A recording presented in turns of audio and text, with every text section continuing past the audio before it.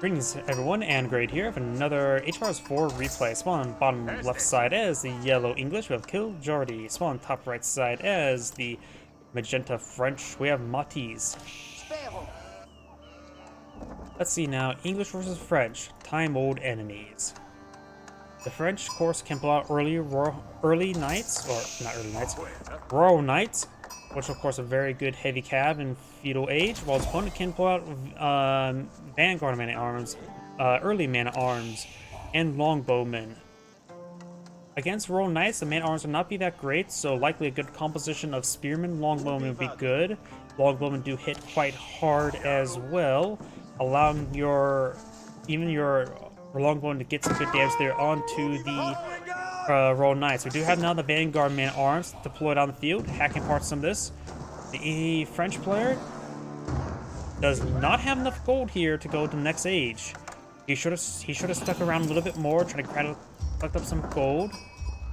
But now he is actually age locked. His opponent put some parental controls on him, preventing him to go to the next age. And now we've got the outpost trying to be put on the field. It's getting very messy. This is one of the most successful vanguard man-at-arms I've ever seen. Slowly trying to engage this outpost. The vanguard man-at-arms still has all 3 pierce armor. And does get it built there. The radius is good enough to protect the gold deposit. And now the vanguard man-at-arms is moving around. Got more vanguard man-at-arms. And now we do have the council hall blow it on the field. I'll say most of the time, the vanguard man-at-arms are not really useful.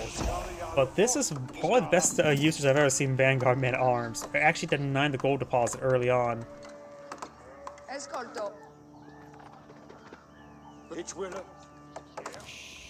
Council hall being put on the field. We do also have the Chamber of Commerce as well, eyeing for some free traders. Does play on the far side of his town there. Since they are free, don't have to maximize their trade profits immediately. Get a small bit of trade going on. They can maximize it later on. And it'd probably be better to pull out the trade markets over here than rather up here. Because you get trade value based on distance of the 2 locations, not distance traveled, and this wood deposit will be in the way. So going right here, be more of a straighter path, and a little bit longer to get a little extra trade. Vanguard, or early man-at-arms, now push way forward. He's eyeing heavy man-at-arms, apparently. I wonder, did he see the Chamber of Commerce going up? Let's see if he did.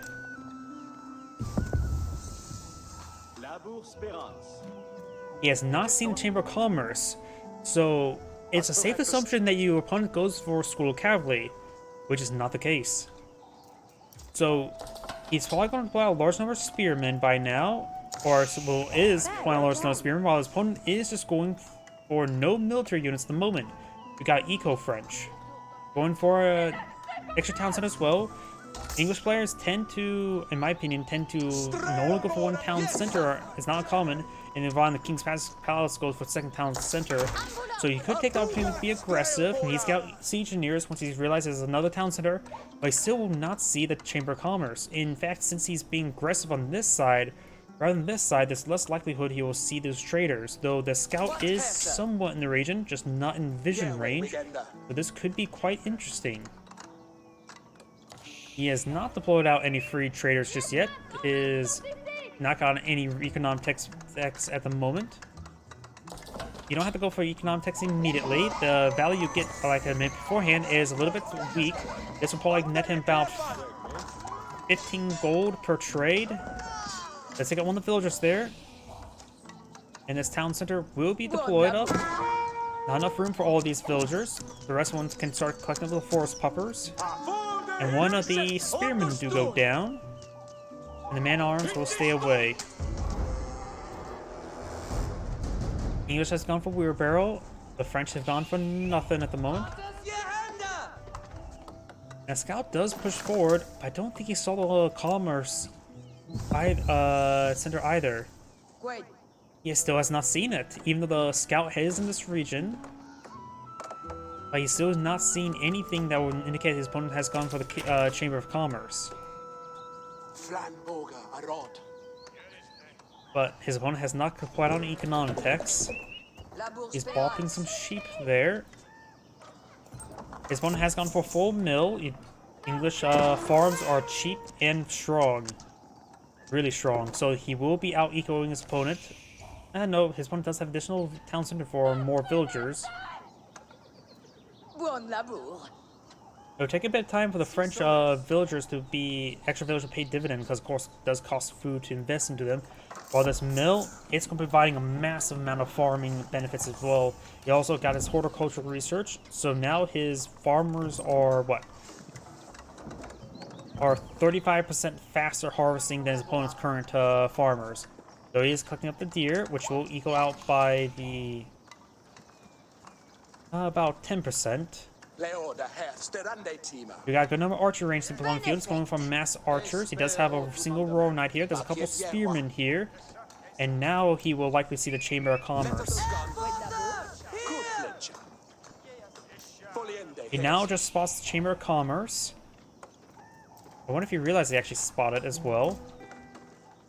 Trying to hit this wood line. Of course, these villagers can fall back into the town center. It's been garrisoned up with some military units, I believe. Or I'm not sure what. I saw ×4 there. Just people collecting the forest puppers. Longbows see a bit of fire there. And still, not a single economic tech has been researched, so he's been making no use of the Chamber of Commerce. You can even go for the dirt cheap forestry research in order to get free trader at least, but not even that, which in this case I suppose is a good thing, since they'll be dead. We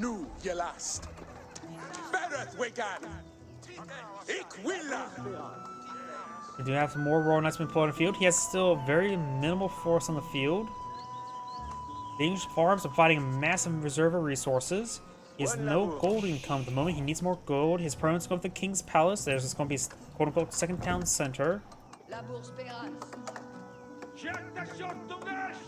Yeah, this is why I say the English farms may need to be toned down a little bit.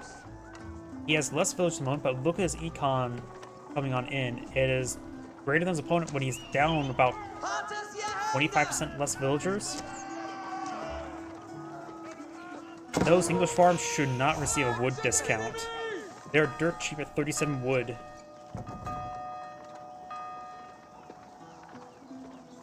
This is one reason why English is so strong in all levels of play. You get cheap farms, you get cheap, powerful archer unit that doesn't cost gold.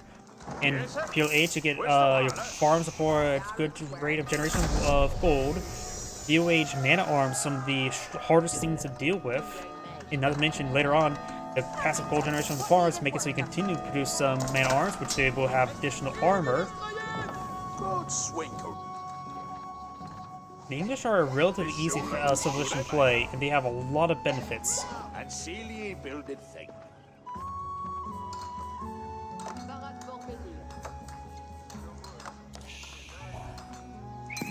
The French player is now eyeing to quickly collect up enough gold to go to the next age.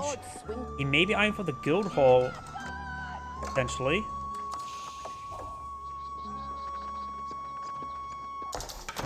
I don't know why, I just got the feeling he's going for the guild hall since he's not deploying any sort of military units in the field. He's not going to make use of the Royal Institute's unique technology or quicker technologies.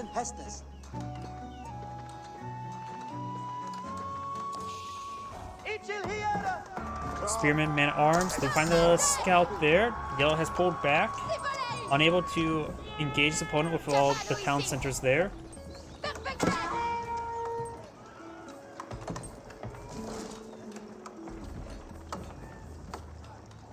Now we do have the guild hall going up, so my prediction was correct. It can be incredibly powerful to go to the guild hall, make it collect up stone, because you can get a massive amount of stone from the guild hall. Find out the Red Palace with the Arbalest emplacement. It can be really hard to crack a French defensive line. The French can play a defensive game even with the guild hall and the Red Palace, even better. They can play a better defensive game than even the Holy Roman Empire. We do now have these spearmen advancing forward. Let's get some good hit on the Royal Knight. Arbaletiers is going to be very useful to engage this man-at-arms, even with the extra armor. Royal Knight charging forward, trying to hit this longbow. Does get a kill there, very nice, but will fall back, and he probably not worth the end, because that's 240, killing off something that's worth 90. So he does manage to escape out of there, so Chivalry can top him off in health, going for a Monastery. Yellow's not captured up a relic, does have his own Monastery on field. And I do got a line of economic text coming out for the French. The Guild Hall, what is he collecting up first? He's getting up food, that's what it is set by default. So he could retest something else. Maybe he is eyeing for food. Maybe eyeing for Fast Imperial. Monk picked up the relic. Yellow's picked up the second relic over here.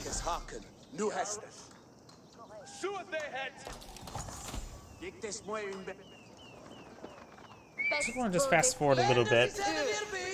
Both sides are sort of just echoing. We got these guys on patrol move or just being rallied over here. I don't know why, it just seems like they're on a patrol move, but looks like they're providing escort for the Monk. That's a scout there. We got a handful of free traders now being pulled on the field. Scout receiving some fire. We do got a number of man-at-arms here, as well as some Arbaleteers. Man-at-arms will be useful against these spearmen. They, of course, will be inferior to the English man-at-arms when they get fully upgraded. Arbaleteers, however, gain some good damage on in. Yellow does pull out some of his own crossbows. He may have been expecting Royal Knights, but instead he's finding man-at-arms, which still crossbows will be useful against them. And we do got passives being pulled out there, and does get canceled there. Does spot the Monk. He could try charging forward and use the Ritual. Ritual does use the Ritual in the back line. Unsuccessful. And Yellows have two relics picked up his hand. This is the last one there. So Yellow may be able to pick up every single relic on the map. These knights, not knights, man-at-arms, we're seeing quite a bit of damage there. Slowly being whittled down. I think he just used passive there. Nope. Or maybe one does use passive. There's something about glowing as well. Do they share benefit from other nearby passives? Does only one of them have to deploy out passive? Because I saw a bunch of them glowing yellow, even though one of them deploy out passive. If that's the case, that could be very interesting. If somebody can be very good in micro, if one passive actually provides an aura effect, that could potentially give a great with a micro, so you can send like task a couple of them to play out passive to buff the group, and they advance forward to find another one to play out passive. I assume that works like that. Royal Knight engaging, does have 11 health, and the exotic doggo goes down as well. Royal Knight does have 9 health remaining. Magenta signing for some palisade walls here, trying to secure up the sacred site. Does stop this monk as well. And Yellow has another dropped relic somewhere. This one, I'm trying to find the mini-map, the other one.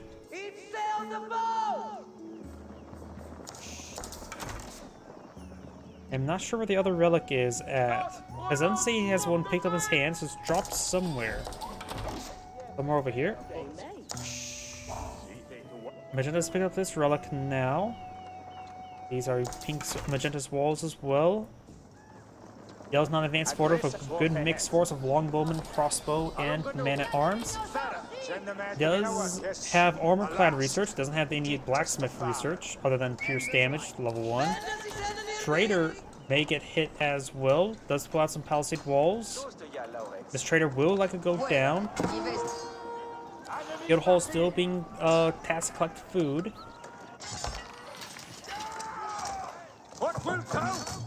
Does pull out some passives here, which will give them +5 pierce armor. So right now that's 7 pierce armor. The longbow has 9 damage, so that longbow will do 2 damage each. Additionally, gives them +1 range. So they right now has 6 range, but the longbow does have 7 inherent range, so it's able to outrange them.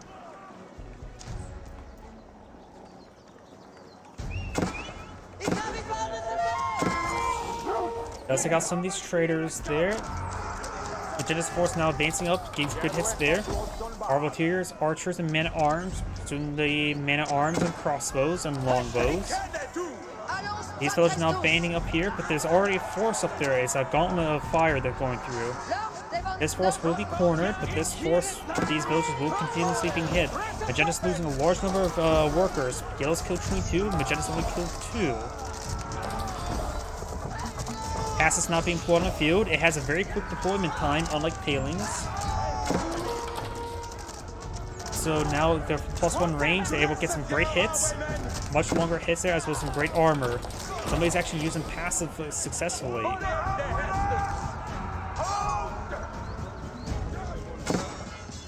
Magenta has claimed the 3 relics, so that other relic location is now found. It's right there. Magenda's also going for some horsemen to engage those longbows and crossbows. Now these man-arms going to rip apart these horsemen, no problem.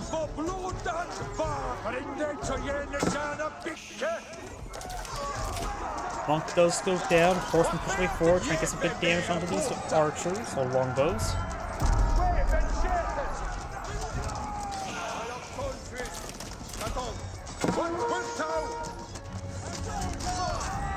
Man-arms, let's go down. These longbow will be going down. There's still a couple man-arms up here.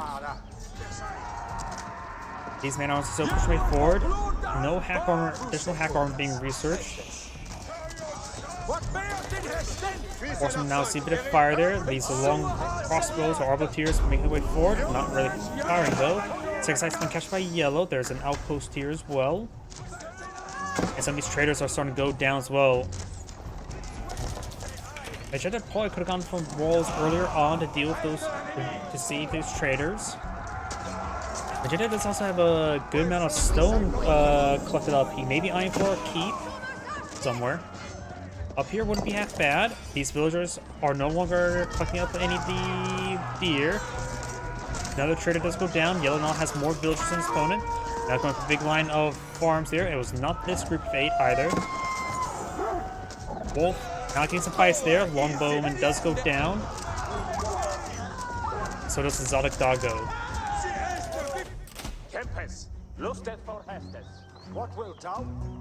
I got the deer over here. Man-arms push way over here. Got the single man-arms. So being a bit of a problem there.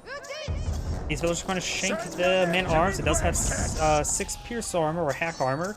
The villagers do have 8 attacks, so they do 2 damage per slice. We're going to really try to shank him. Siege Workshop going up. Maybe a Mangonel or a 5 wouldn't be half bad. And this, ooh, that village is wounded. Does pull back all of them. This man-arm will quickly go on down, so will the horsemen. These villagers are going to be retasked this gold deposit up here. He may need to eye a bit more food. How's the... He has 2,000 food there. He's very low on food. Withdrawal. Now's the time to probably withdraw the food from the guild hall. It's people, I think, tend to get a bit too greedy with the guild hall. They want to get maximum benefit, but then they get no withdrawal whatsoever, and so it goes to waste. This is the perfect time to get all of that food, since he does need the food severely badly. He has a lot of wood. He perhaps could buy a whole bunch of archers, or horsemen, or something. He needs a bit of gold deposit as well, so collect this gold is going to be very important. He did lose all those traders. These palisade walls, there is a breach right there. Got a good force here. Mangonel put on the field, which will be very handy, but could be overrun by the man-at-arms. Doesn't have enough front line there. Gets a small hit there on the crossbows. Now the man-at-arms going to be overrunning the Mangonel. Nice small hit there on the longbow. Does lose the Mangonel. Just simply did not have enough front line. Or really any front line. Arpers do have the Gambersons research. And Magenta does back out of the game as well. Just simply couldn't secure the trade line. This is Anagrade saying thank you for watching, and on to the next replay.